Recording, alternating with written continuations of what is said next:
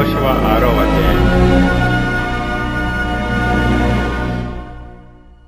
ఆ కాలమున ఇశ్రాయేలీల భయము చేత ఎవడనూ వెలుపలికి పోకుండాను లోపలికి రాకుండాను యెరికో పట్టణ ద్వారము గట్టిగా మూసివేయబడెను.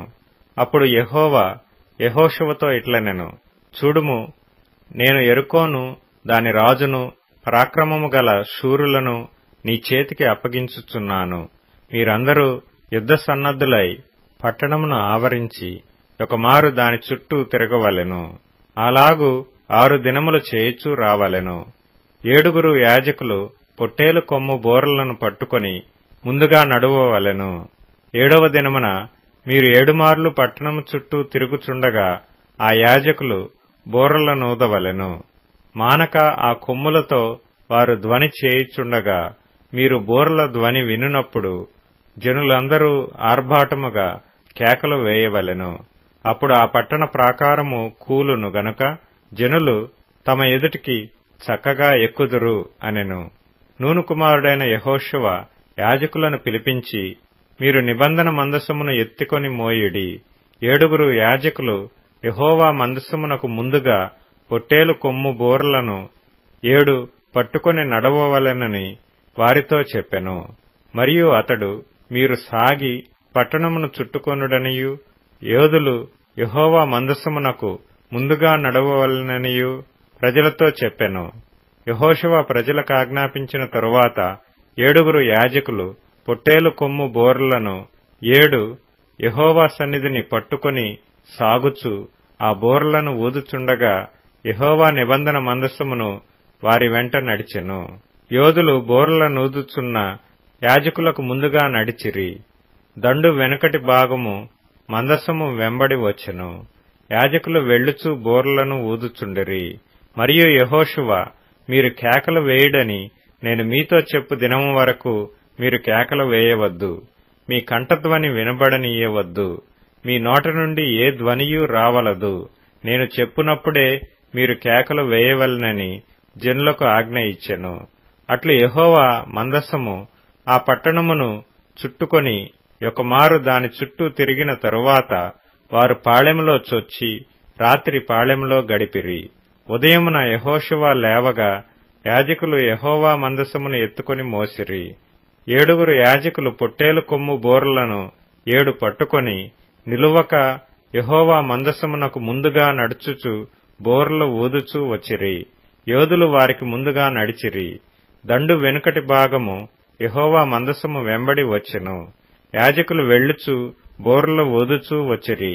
అట్లు 2వ దినమున వారొకమారు పట్టణము చుట్టూ తిరిగి పాళెమునకు మరలా వచ్చిరి. 6 దినములు వారు అలాగు చేయుచూ వచ్చిరి. 7వ దినమున వారు ఉదయమున చీకటితోనే లేచి 7 మార్లు ఆ ప్రకారముగానే పట్టణము చుట్టూ తిరిగిరి. ఆ దినమున మాత్రమే వారు 7 మార్లు పట్టణము చుట్టూ తిరిగిరి. 7వ మారు యాజకులు బోర్లు ఊదగా యెహోషువ జనులకు ఈలాగు ఆజ్ఞ ఇచ్చెను, కేకలు వేయుడి, యెహోవా ఈ పట్టణమును మీకు అప్పగించుచున్నాడు. ఈ పట్టణమును దీనిలో నున్నది యావత్తును యెహోవా వలన శపింపబడెను. రాహాబు అను వేశ్య మనము పంపిన దూతలను దాచిపెట్టిన గనుక ఆమెయు ఆ ఇంటనున్న వారందరూ మాత్రమే బ్రతుకుదురు. శపింపబడిన దానిలో కొంచెమైనను మీరు తీసుకొనిన ఎడల మీరు శాపగ్రస్తులై ఇశ్రాయేలీల పాళెమునకు శాపము తెప్పించి దానికి బాధ కలుగు చేయుదురు.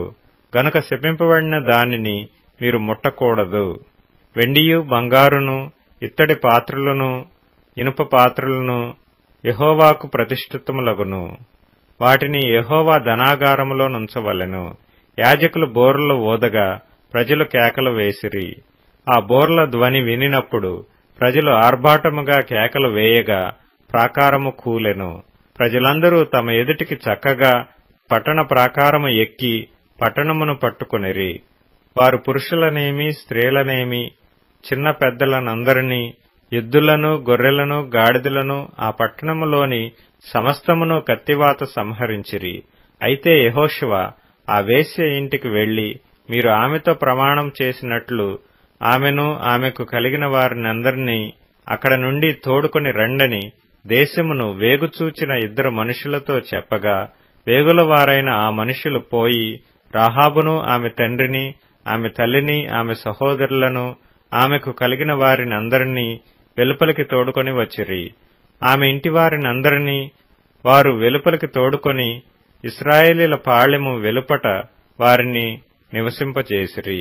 అప్పుడు వారు ఆ పట్టణమును దానిలోని సమస్తమును అగ్నిచేత కాల్చివేసిరి.